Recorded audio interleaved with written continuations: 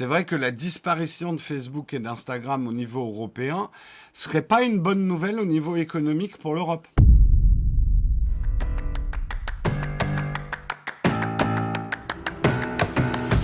On va commencer effectivement, on va parler de cet article de Mashable. Americans get jealous. Meta threatens to shut down Facebook and Instagram in Europe. Qu'est-ce que ça veut dire en bon français? C'est effectivement dans le rapport annuel de Facebook, les journalistes ont dégoté une petite phrase, on va dire passive-agressive, de la part de Facebook, mais qui a vraiment trigger cet article et qui est intéressant. Alors, l'article est pris avec humour, genre, mais quel rêve d'arrêter Facebook et Instagram, ces réseaux sociaux qui détruisent nos liens sociaux, qui polarisent le monde, etc. Mais justement, l'article est assez intelligemment écrit et fait un petit peu l'avocat du diable aussi. Alors, qu'est-ce que c'est que cette phrase qui est planquée dans le rapport annuel de Facebook? Facebook qui est en perte de vitesse, on en parlera un petit peu plus tard. Je vous la lis en anglais, on la traduira ensemble. If we are unable to transfer data between and among countries and regions in which we operate, or if we're restricted from sharing data among our products and services, it could affect our ability to provide our services, the manners in which we provide our service, or ability to target ads. We will likely be unable to offer a number of our most significant products and services, including Facebook and Instagram in Europe.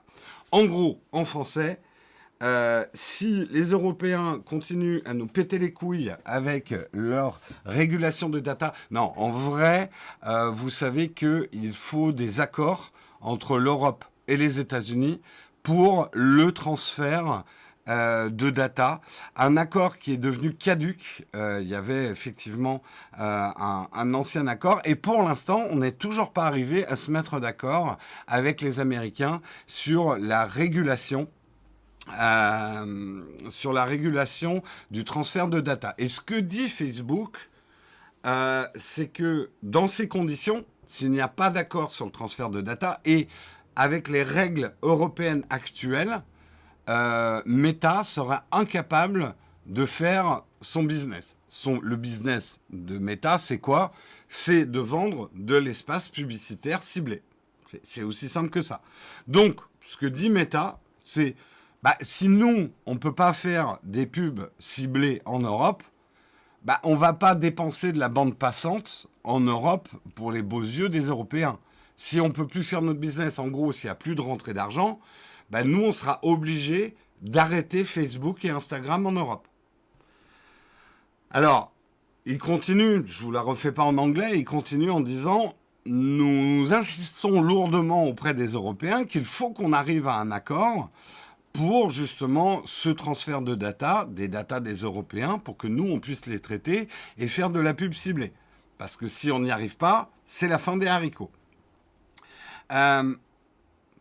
Alors, justement, avant d'arriver à la fin d'article, on pourrait très facilement dire, en fait, c'est cool parce que Facebook, nous, on l'utilise plus. Ça sert à rien, ça pollue. Instagram, ouais, ça serait un peu chiant, mais bon, en même temps, ça nous libérerait du temps. Finalement, est-ce que ça serait pas une bonne chose que Facebook et Instagram soient arrêtés en Europe? Ok, ça enlèverait quelques liens vers de la famille et les amis, mais bon, en même temps, la plupart du temps, c'était des amis qu'on n'avait plus envie de revoir, et puis la famille, on les appellera, hein. On faisait ça avant, hein. On avait de la famille et des amis avant Facebook et Instagram. Je dis une connerie de vieux con, mais quand même. Donc on pourrait se dire, c'est pas une si mauvaise nouvelle. Ok, les Américains ont qu'à arrêter Facebook et Instagram. Nous, ça nous fait ni chaud ni froid. Donc ça, c'est une posture.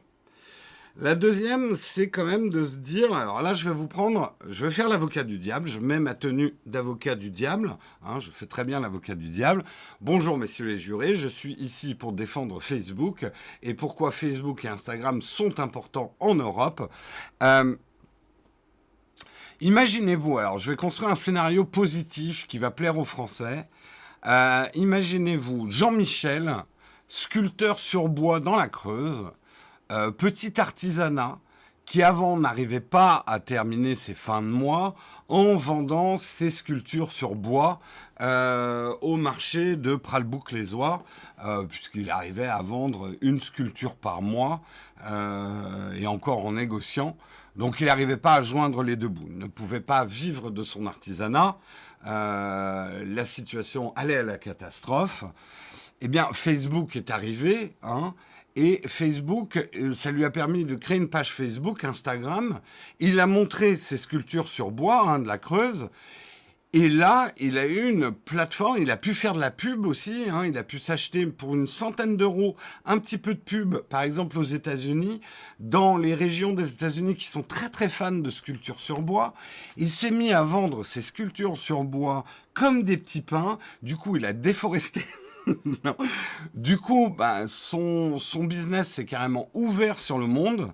D'une petite entreprise artisanale reposant sur une zone de chalandise limitée au marché de Pralbouc-les-Oies, il a pu étendre son commerce au monde entier. Et surtout, et ça c'est quand même une chose très positive qu'a amené Facebook, je vous le répète souvent, il a pu se payer de la publicité, donc se faire connaître. Parce que vous voyez toujours l'aspect négatif de la publicité, oh, ça nous pollue, ça nous fait chier, etc. Mais pour un petit commerce, pouvoir faire un petit peu de publicité à une échelle mondiale sans devoir investir 100 000 euros pour se payer une agence de pub, une campagne en Californie, etc., c'est une révolution pour les petits commerces. Et j'irai même plus loin, puisque je suis l'avocat du diable, Facebook a révolutionné le petit commerce. Et d'une certaine façon, Facebook aide le petit commerce puisqu'il lui permet d'étendre sa zone de chalandise au monde entier, virtuellement. Vous trouvez que mon scénario est débile, peut-être pour certains d'entre vous, mais vous avez tort. Parce que combien de vignobles français, combien d'artisans français, combien même au niveau local de petites entreprises françaises qui avant étaient limitées par une zone de chalandise physique, donc des clients qui trouvaient leur boutique ou qui venaient au marché, ont pu étendre leur distribution au monde entier. Je crois que Jérôme est en train de nous dire qu'il a connu Peak Design grâce à Facebook. Alors, je les ai connus autrement, mais il y a plein de nouvelles marques. Par exemple, j'achète beaucoup des produits Tropic Feel. Leurs chaussures, là j'ai acheté leurs nouveaux blousons. Je les ai découverts sur Instagram. C'est une marque espagnole que j'aime beaucoup maintenant. Je les ai découverts sur Instagram. Et il y a plein, j'avoue que je suis hyper bien ciblé sur Instagram. Tout ce qui est Kickstarter un peu malin, je tombe assez... Et j'ai trouvé des très bonnes marques. Bon, j'ai trouvé des trucs un peu claqués du slip, mais j'ai trouvé des trucs super bien, quoi. Sur Instagram, effectivement.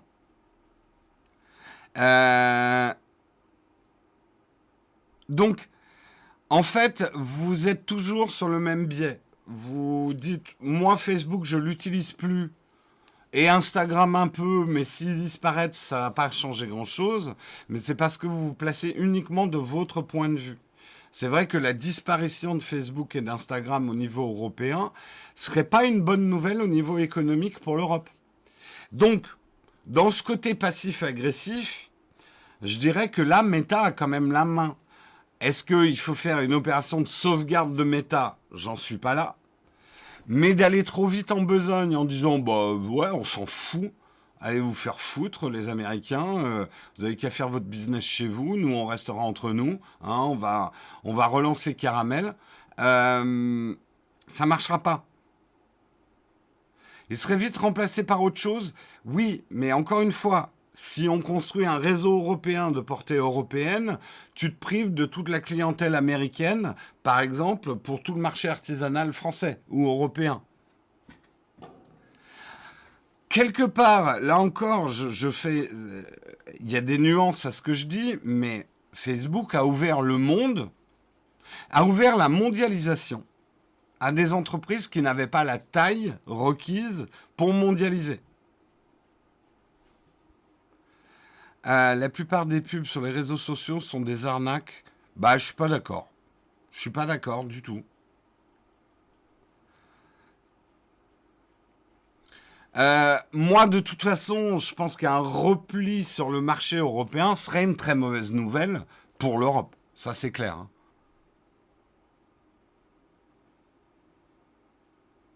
LOL, bien sûr, Jean Mimuche va vendre ses statuts aux stateuses. Ouais, Olek.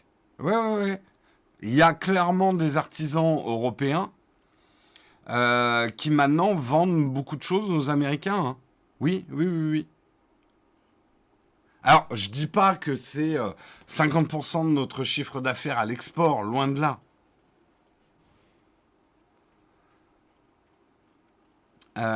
Celui qui a le plus à perdre, c'est Meta, pas l'Union européenne. Ça se discute. Effectivement, ça se discute. Là, j'abandonne mon rôle d'avocat du diable. Je pense qu'on aurait y gagné aussi, et on a y gagné à mieux protéger. Mais d'une manière générale, après, vous connaissez ma position.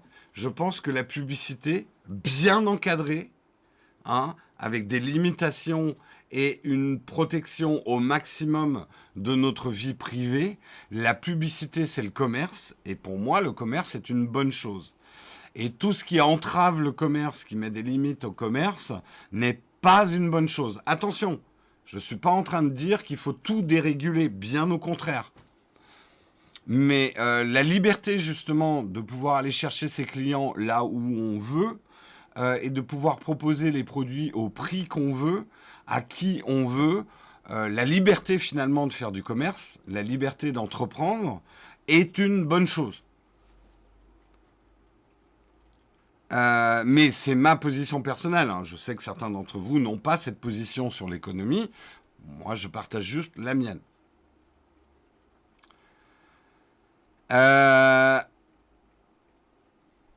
Oleg nous dit, par exemple, je vends pas de statues, mais des photos aux États-Unis.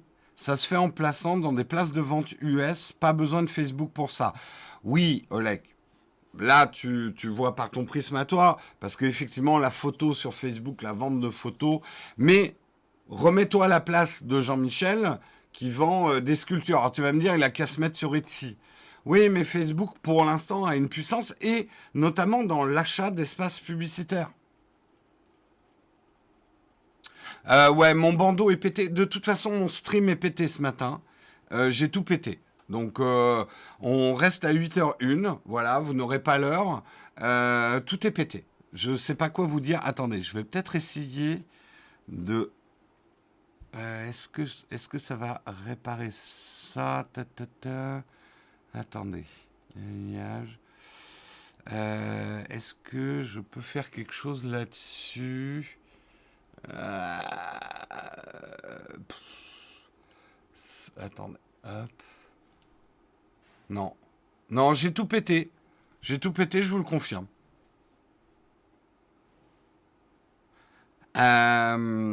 Si Facebook respecte les règles européennes, ça ira. En gros, pour terminer cet article, là, c'est quand même une menace de Facebook. Et on peut dire, comme un vœu pieux, Meta a plus besoin de l'Europe que l'Europe a besoin de Meta. Moi, je dirais que les deux se tiennent par la barbichette. Donc, moi, vraiment, c'est ma position par rapport à ça. Faut qu'on négocie. Et ça nous amène, alors ça, c'était un article de Mashable, ça nous amène au deuxième article, un article de Numérama, avec Facebook qui s'effondre en bourse comme aucune autre entreprise avant elle. 230 milliards de dollars détruits en un jour. Est-ce que Facebook va disparaître ? Alors, la bourse, je vous lis l'article, la bourse est parfois sévère. À Wall Street depuis 2012, Facebook a pendant longtemps fait partie des bons élèves. Certaines crises, notamment politiques, ont provoqué la baisse de son action, mais jamais l'entreprise n'avait été punie pour ses résultats financiers. Comme souvent, il suffit d'un écart pour être attrapé par ces démons. En 24 heures, elle est passée de 323 à 237 dollars l'action, ce qui représente une baisse de 19,57%. La valorisation de l'entreprise, beaucoup plus importante que le cours de l'action, a perdu 230 milliards de dollars en 24 heures. Meta vaut maintenant 661 milliards de dollars en valorisation boursière. Il s'agit tout simplement de la plus grosse perte de l'histoire des entreprises des États-Unis. Je vous montre, on voit la courbe de la bourse. Voilà, la grande chute. C'est une descente qu'on n'aimerait pas prendre en ski en ce moment au JO. C'est une belle chute, le 3 février. C'est une belle chute bien raide. Tiens, je suis curieux de voir où ça en est ce matin. Attendez, laissez-moi une seconde. Action. Yep. Je vais essayer de vous montrer l'action Facebook aujourd'hui. Attendez, on va peut-être... Est-ce que je peux voir sur 5 jours, s'il vous plaît? Parce que là, j'ai heure par heure.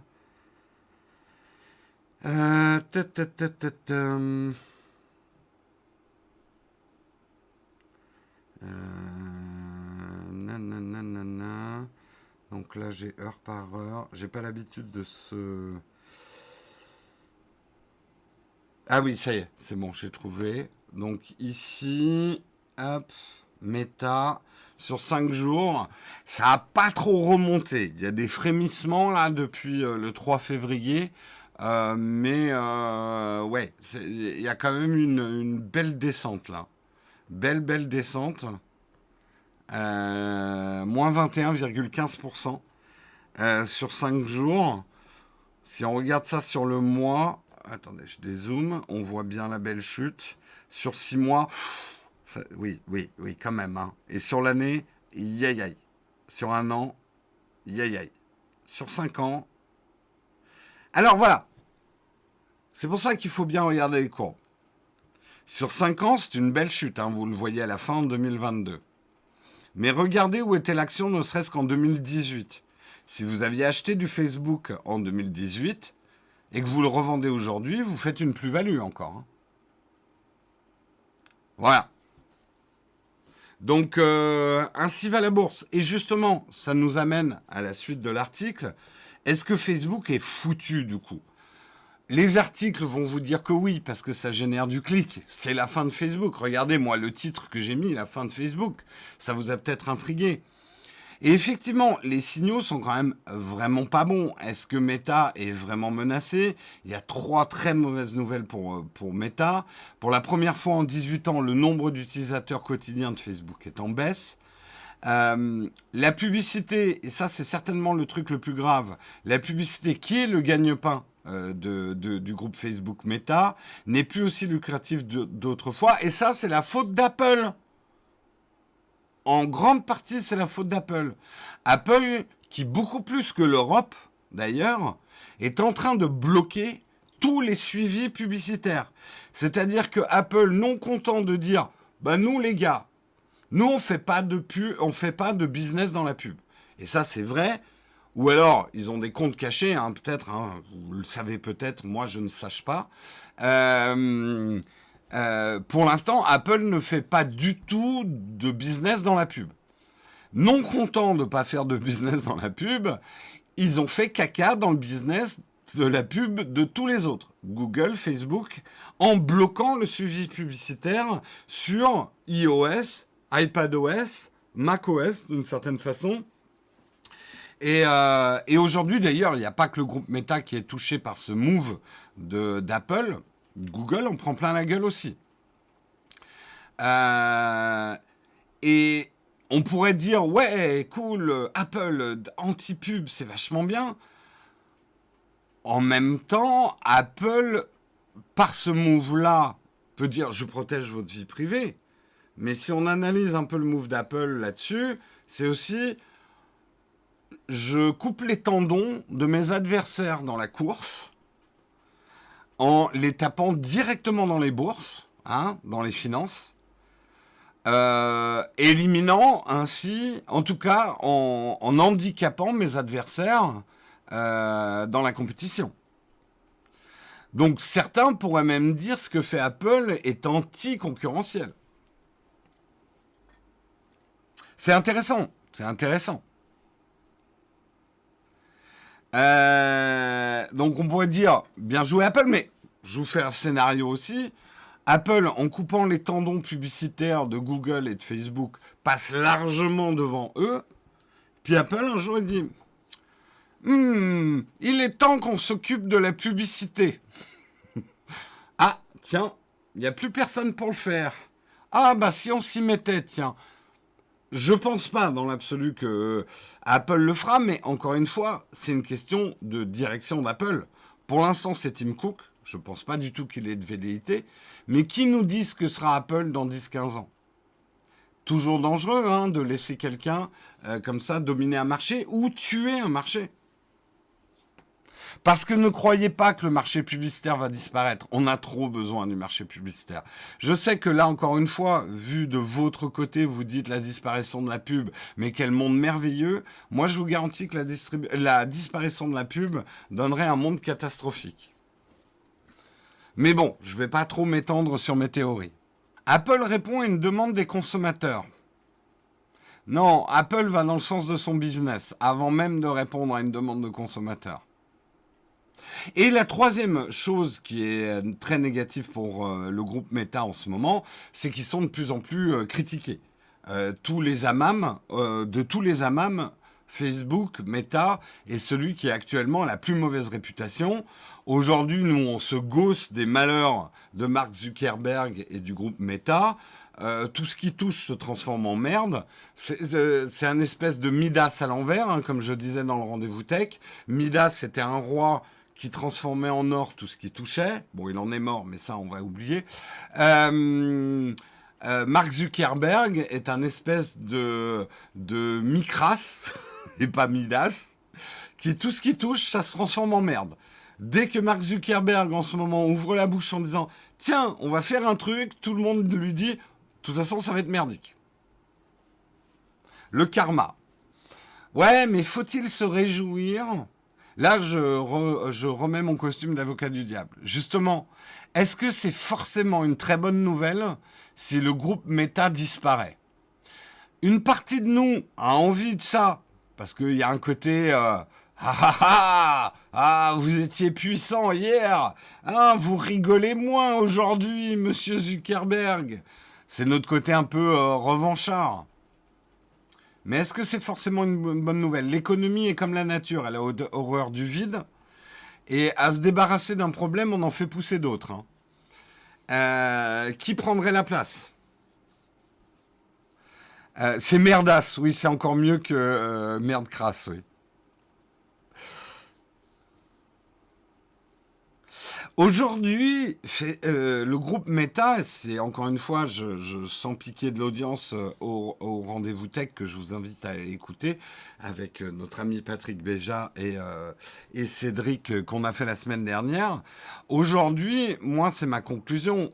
Facebook est à peu près dans la même situation où était Uber. La direction est devenue beaucoup trop toxique, beaucoup trop mauvaise réputation. Pour moi, après, je ne connais pas les gens du groupe Facebook, enfin du groupe Meta, on les appelle encore Facebook, mais on va dire le groupe Meta. Mais là, il faudrait un changement complet à la tête. Peut-être qu'il fasse monter sa numéro 2 en numéro 1 et qu'elle refasse toute la direction. Vous savez, en politique, hein, quand on dissout un gouvernement, qu'on change tous les ministres, c'est un peu la même manœuvre. Aujourd'hui, je pense que Mark Zuckerberg aura tout intérêt à disparaître, pas physiquement, mais en tout cas à s'effacer, ou alors à se mettre que sur la recherche-développement du groupe, ou un truc comme ça, mais laisser les rênes du groupe à une nouvelle équipe qui arriverait avec une espèce de nouvelle Bible en disant « Meta, tout va changer ».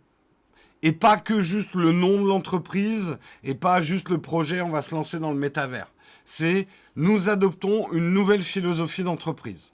Même peut-être un changement de business model.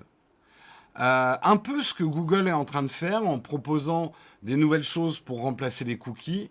Le groupe Meta pourrait aujourd'hui dire ok, notre business reste la publicité ciblée, mais nous allons nous concentrer justement sur les petits commerces. Nous allons devenir une aide pour les petits commerces à agrandir leur zone de chalandise. Donc nous allons mettre tout un tas d'aides en place et nous changeons complètement notre système de tracking publicitaire. On veut le système de tracking publicitaire le moins invasif possible. Donc on va proposer des choses. Moi je trouve que le système des topics dont on avait parlé la semaine dernière de Google est pas si con que ça. Laisserait beaucoup de contrôle à l'utilisateur sur les flux publicitaires ciblés qu'il recevrait et il y aurait une possibilité de créer des cercles vertueux. Mais en ça, je pense pas qu'il faudrait que Mark Zuckerberg touche au projet. Merdasse. Oui, il existe un logo pour Meta, Nicolas. Voilà, donc on peut se réjouir quelque part, effectivement, de la disparition du groupe Facebook.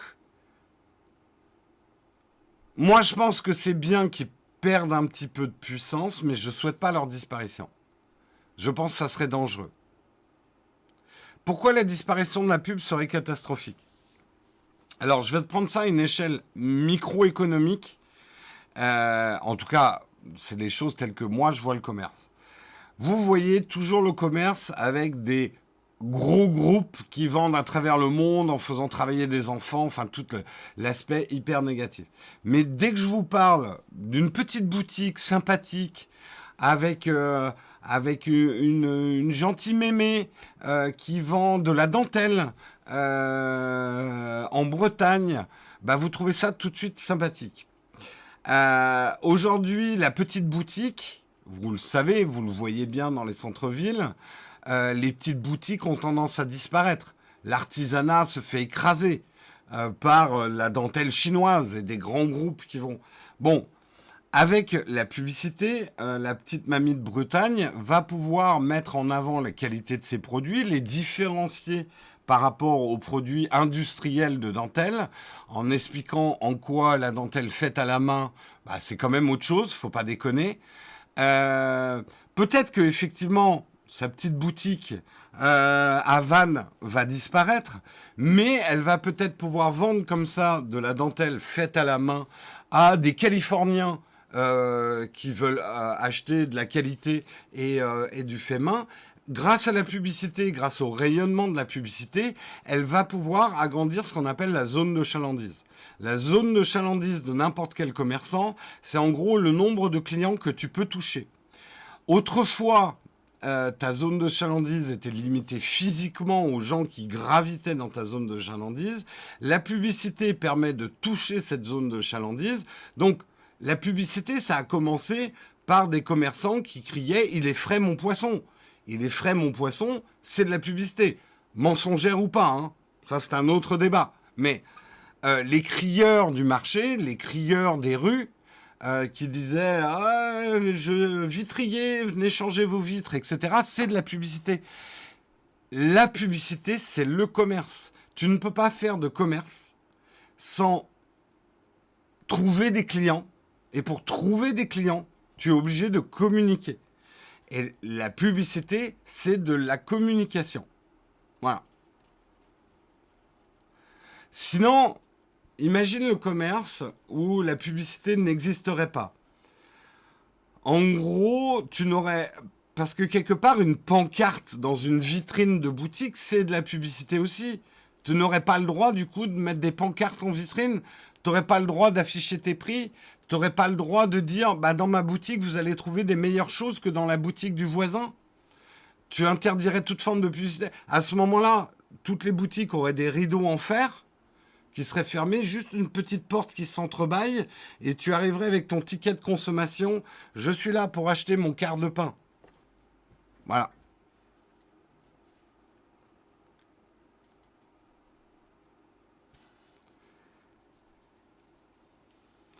Jérôme a passé trop de temps dans les albums Astérix. Non, mais vous le savez de toute façon, enfin pour la plupart d'entre vous, j'ai travaillé dans la publicité. Je connais les dangers, les excès de la publicité.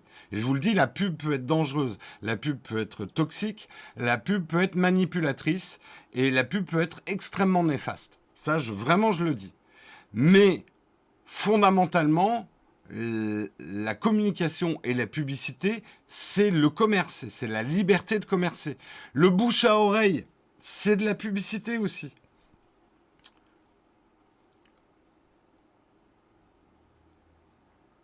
Si vous voulez interdire la pub, allons jusqu'à l'extrême, le bouche à oreille doit être interdit aussi.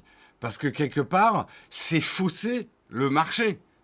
Et la publicité, oui, c'est ça en fait. C'est se faire connaître, faire venir plus de clients dans sa boutique.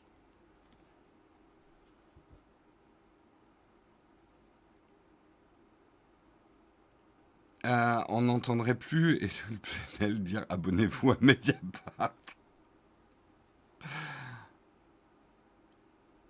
La problématique n'est-elle pas uniquement la publicité ciblée? Mais c'est pareil, la publicité ciblée. C'est bien beau de dire la publicité ciblée, c'est dangereux. Mais la publicité ciblée vous permet d'éviter un des écueils de la publicité. Aujourd'hui, si aucune publicité n'est très ciblée, vous recevriez une masse publicitaire, comme c'est déjà arrivé et ça arrive encore.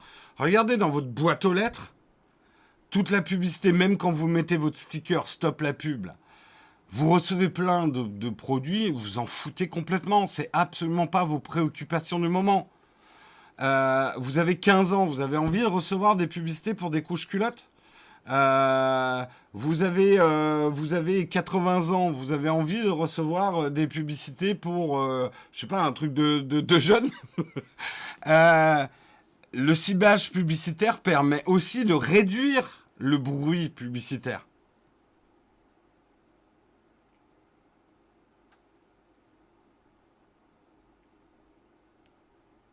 Alors, en fait, mais je suis d'accord avec toi, Olek. Tu déplaces le problème en posant la pub comme souci avec Facebook. Mais c'est justement parce que les gens mélangent un petit peu tout. Alors que le problème, c'est Meta qui tripatouille les datas. Je suis tout à fait d'accord. C'est pour ça que je dis, attention, on a trop tripatouillé les datas. On est allé beaucoup trop loin. Ça a engendré d'autres problèmes. À des fins publicitaires, on s'est mis à tripatouiller le data des gens. Et ça, c'est pas bien. Et il faut qu'on régule. Et il faut qu'on empêche Facebook d'avoir trop de data et quelque part de faire un ciblage presque trop fin. Parce que là, il y a une frontière poreuse entre effectivement de la publicité bien ciblée et de l'intrusion dans la vie privée des gens. Sans parler des dangers après de Cambridge Analytica, etc., de ces bases de données, comment elles sont traitées, comment elles sont stockées, comment elles sont sécurisées. Ça, c'est d'autres problèmes. On a tout mélangé en disant Facebook vend nos datas. Facebook ne vend pas nos datas.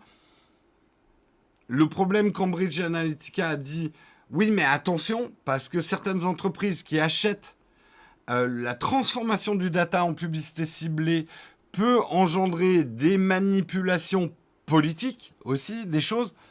C'est un débat très complexe, mais retenez juste que non, Facebook, Google ne revendent pas vos datas. Ils revendent du ciblage publicitaire à partir de vos datas. Le problème, c'est que pour faire ça, ils stockent vos datas aussi. Et c'est ce stockage qui peut être dangereux. Ça peut être à qui ils vendent ces espaces publicitaires qui peut être dangereux. Et tout ça, il faut l'encadrer.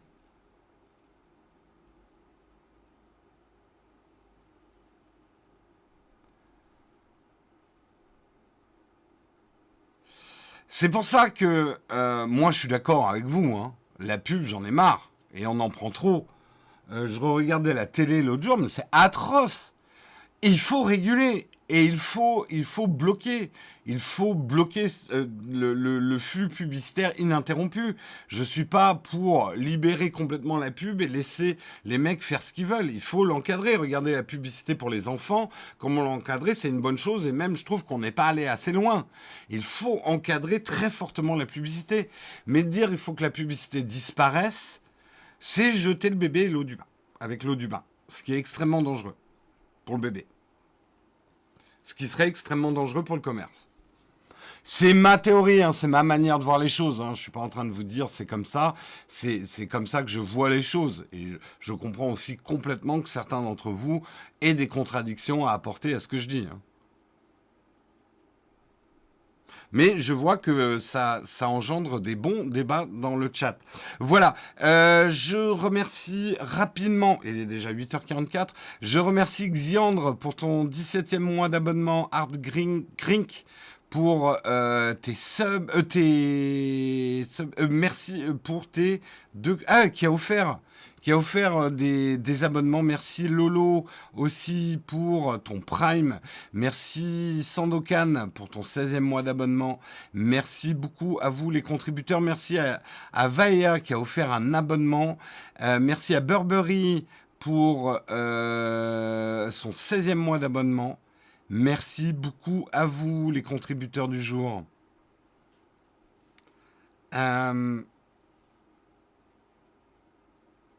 Bref, Facebook est dans la merde, c'est clair. Ça va être intéressant de voir s'ils s'en sortent ou pas. Et s'ils s'en sortent pas, qui prendra la place? Ça sera intéressant aussi. Souvenez-vous de ce mug, on en reparlera.